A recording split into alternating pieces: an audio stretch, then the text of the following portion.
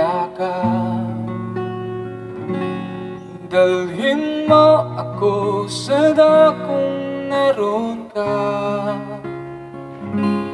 dahil napakasarap, o Diyos, na makasama ka. May kagalakan di mapapantayan, tunay na ligaya ay makakamtan. Panginoon, Ika'y minamahal,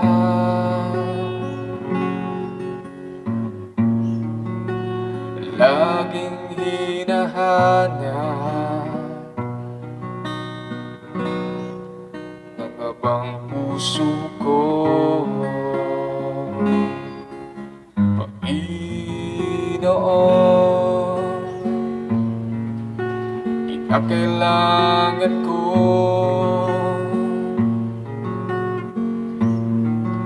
matamis mong presensya sa kipagtahanin na. Iduyan mo ako sa iyong mga yakap, dalhin mo ako sa dakong naroon ka, dahil napakasarap, o Diyos, na makasama ka. May kagalakan di mapapantayan, tunay na ligaya ay makakamtan. Iduyan mo ako sa iyong mga yakap, dalhin mo ako sa dakong naroon ka, dahil napakasarap, o Diyos, na makasama ka. May kagalakan di mapapantayan, tunay na ligaya ay makakamtan. Tunay na ligaya ay makakamtan. Tunay na ligaya ay makakamtan.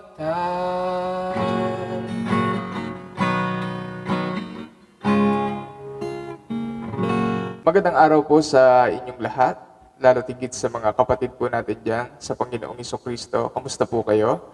Ngayong araw pong ito, may tanong po ako. At ang tanong po ito ay, pagod ka na ba? Pagod ka na ba sa mga problema na iyong nararanasan? Pagod ka na ba na mag-isip ng mga solusyon sa mga problemang iyong na-experience?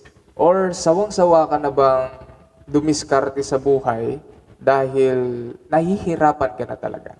Susolusyonan po natin yan sa pamamagitan po ng pagbabasa ng Bible. Sabi sa Matthew chapter 11, verse 28 to 29, ito po ang sinasabi.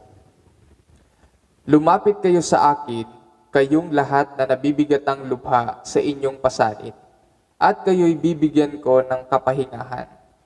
Pasanin ninyo ang aking pamatok, at sundin ninyo ang aking mga itinuturo, sapagkat ako'y maamo at mapagpakumbabang loob. Matatagpuan ninyo sa akin ang kapahingahan. Napakaganda po itong salita ng Panginoon na nagsasabi at nananawagan ang Diyos sa lahat ng mga nabibigatan lubha sa kanilang pasanin.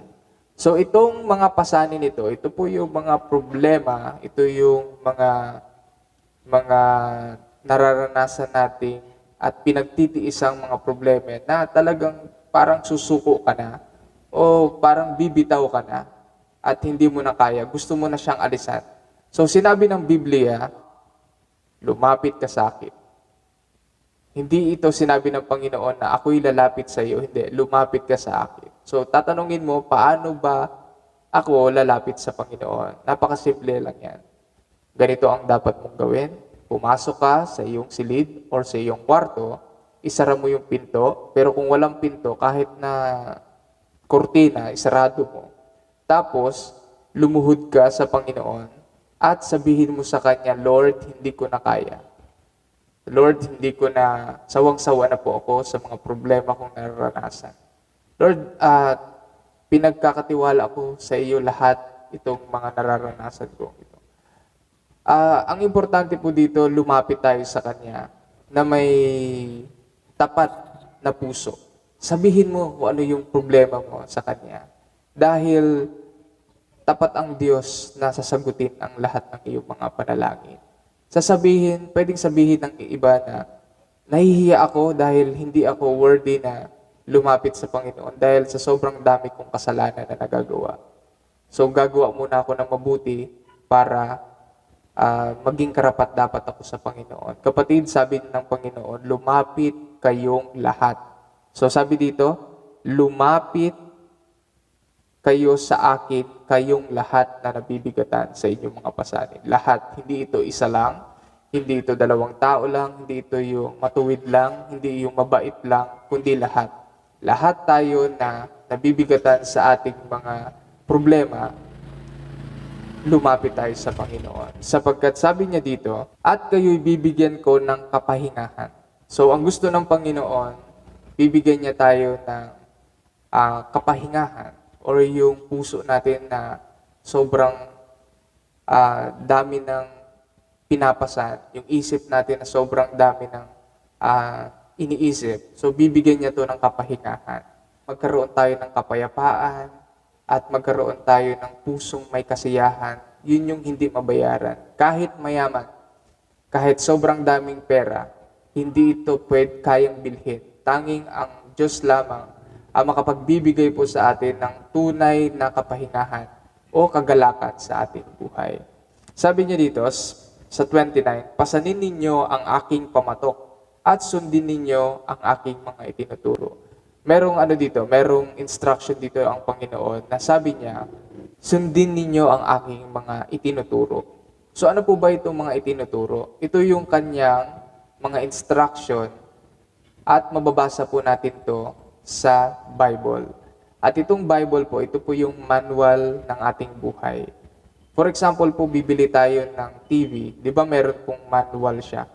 Para malaman natin kung paano po natin i-operate at paano natin magagamit ng maayos yung TV at hindi siya masira. So, ganoon din po sa ating buhay. Kailangan po nating magbasa ng Bible para malaman po natin kung paano po natin gagamitin ang buhay na ito para hindi po masira, para hindi po mapahamak, para maging maayos at ma-enjoy po natin yung buhay na ibinigay at pinagkaloob po sa atin ng Panginoon. At sabi niya dito, sapagkat ako'y maamo at mapagpakumbabang loob. So ang Diyos po hindi siya ma-pride.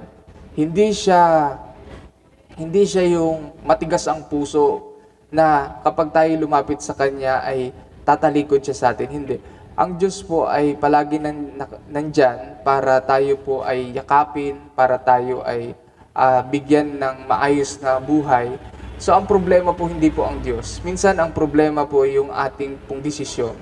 Na minsan ang desisyon natin, kaya ko naman kaya kong solusyonan to kahit wala ang Diyos. Minsan nagtatampo tayo sa Diyos. Hindi lang nasagot yung ating prayer, tayo ay nagtatampo na. So hindi po ganun. May tamang timing po ang Diyos para po sa ikabubuti nating lahat. All we have to do is to wait. So, lumapit po tayo sa Kanya. Hindi po ang Diyos ay, hindi po galit ang Diyos sa atin. Galit lang po siya doon sa ginagawa nating mga pagkakamali. Pero siya ay nandyan, hindi niya tayo iniiwan, hindi pinapabayaan. Kaya, matuto po tayong magbasa din ng Bible. Basahin po natin yan para mas matuto po tayong malaman kung ano po yung kalooban ng Panginoon. At sabi niya dito, matatagpuan ninyo sa akin ang kapahingahan. Oo, minsan nakakapunta tayo sa mga resort, nakakapunta tayo sa iba-ibang lugar, nakaka-relax tayo. Pero pagbalik natin ng bahay, nandun pa rin yung bigat. Nandun pa rin yung mga problema sa puso natin. Na minsan, Minsan yung iba umiinom ng alak para makalimutan. Pero pagkagising, wala, ganun pa rin. Kaya ang tunay na solusyon dyan ay patuloy tayong hanapin natin yung Diyos sa buhay natin. Lumapit tayo sa Kanya.